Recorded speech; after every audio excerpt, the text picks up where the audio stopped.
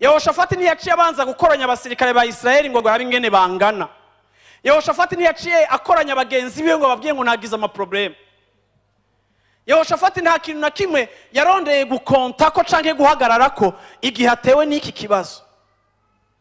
Kuko kenshi twibaza yuko mu kuvuga ibibazo byacu no kubibwira abantu benshi tuza gutora inyishu mu bantu. Igihe Yesu yavuze igisa n'ikibazo akavuga ngo nawe azoje Yerusalemu azomererwa nabi, akabibwira abajama biwe harimo Petero. Mu bajama niho haba n'amakonseye mabi. Si uko baba bakwanka ariko ntibari inspiré kugira ngo baguhe iciyumviro c'Imana. Petero yarabwiye Yesu ngo oya ngo ntuzojayo ngo ntacobo kugira ngo ntujeyo umwami oya hagarika. Uravyumva ama affection n'urukundo nyene, kandi umuntu agukunda nyene ubuzi ko agukunda.